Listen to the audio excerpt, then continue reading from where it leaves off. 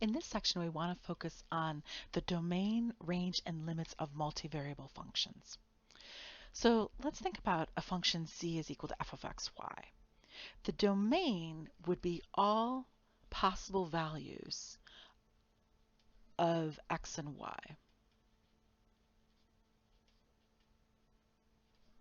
And those would be points, right? So we'd have an x comma y. And the range would be all possible values of z.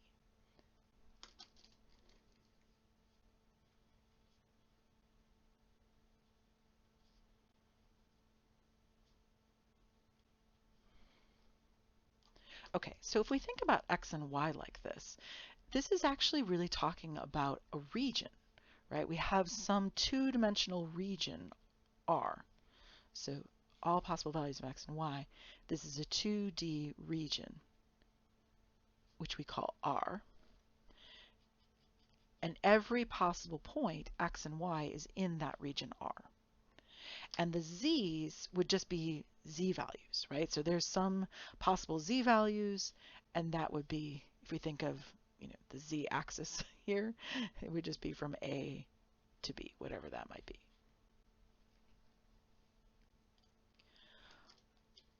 All right, so here, let me make that an axis here. This is the z-axis.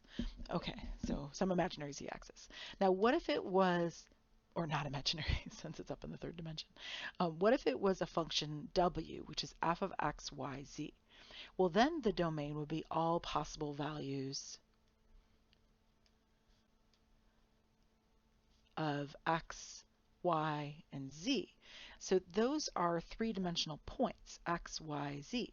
So if we think of how we draw those, that wouldn't be a two-dimensional region, that would be a three-dimensional solid.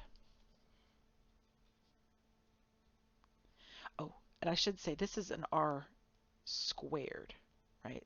So three-dimensional region in R squared, which we call R. One second.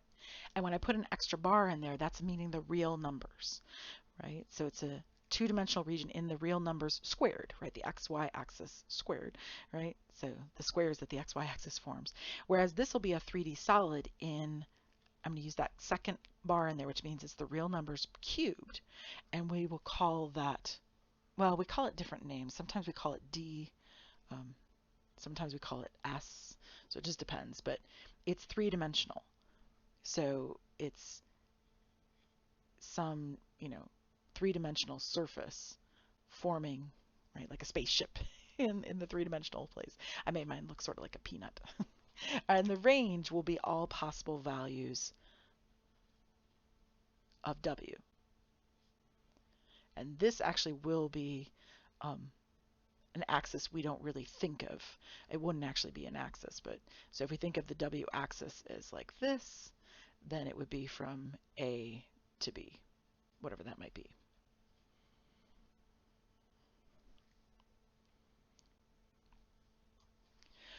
So when we have an f of x, y, the domain will be some two-dimensional region that'll have all the possible values, and then the range will just be an output.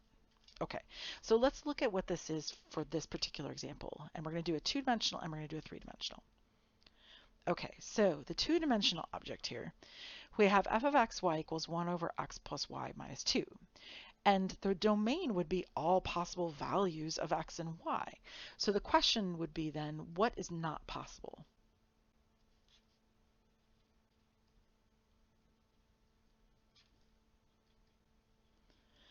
Okay, so in algebra class and pre-calculus and various other courses, we have learned that we do not divide by zero. Dividing by zero is bad, right? So the denominator, we learn later that you sort of can talk about division by zero, even though you can't actually still divide by zero. So the denominator cannot be zero, right? Or I guess the denominator equals zero is not possible. Let's put it that way. Okay, so then let me set that denominator equal, x plus y minus 2, sorry. I was about to do the math already in my head. So that means x plus y equals 2. And that's a line.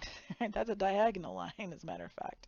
So we can have our domain would be all real numbers, all right, all points um, xy in r squared except where x plus y is equal to 2.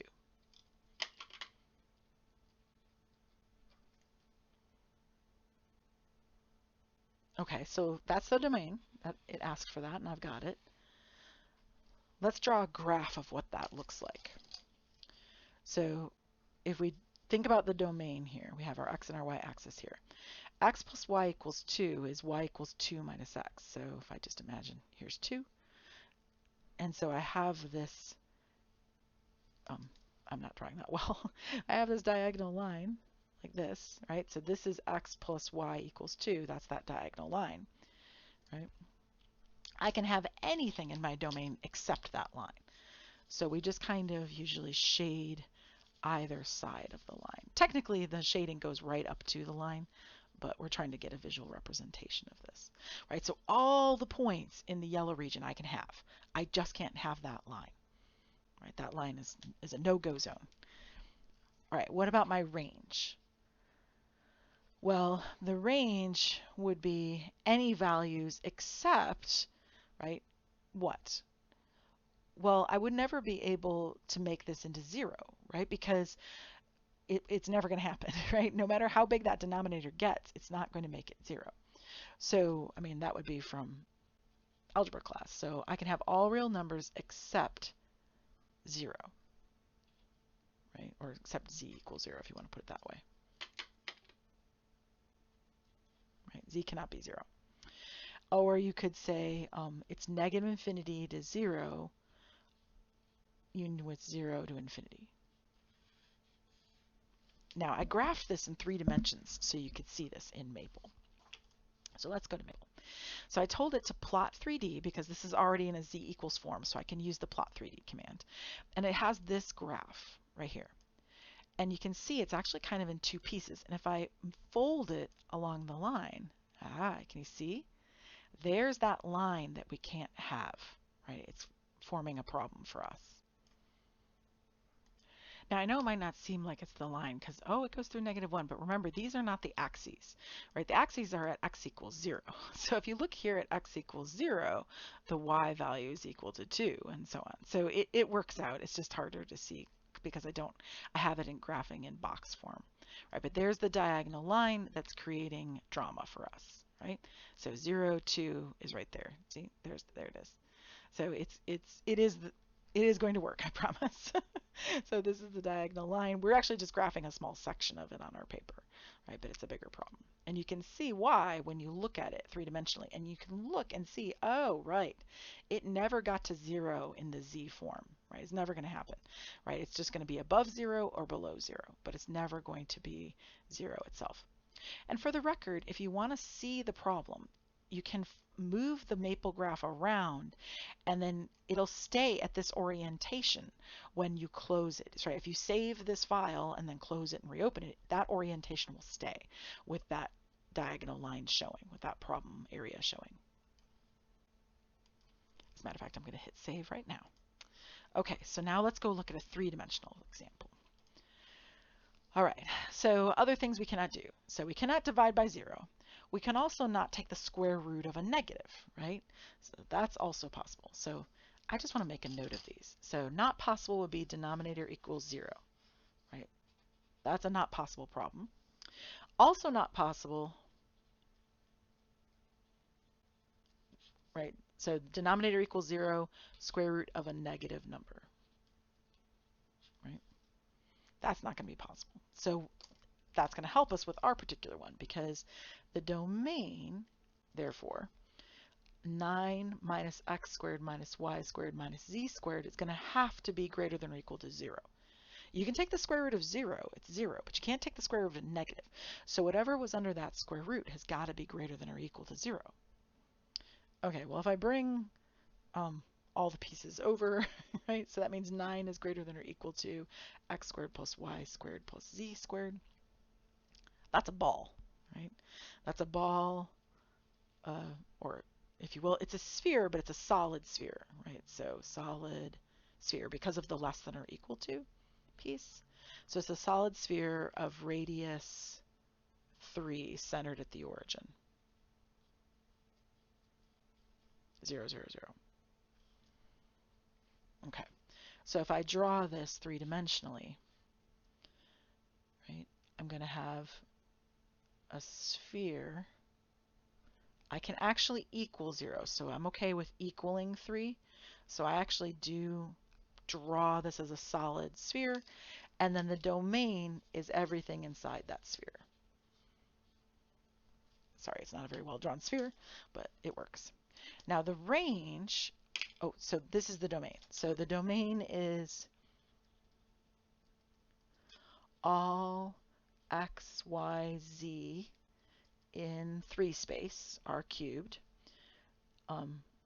such that, because this isn't really an exception, such that x squared, or x squared plus y squared plus z squared is less than or equal to 9. That's the domain.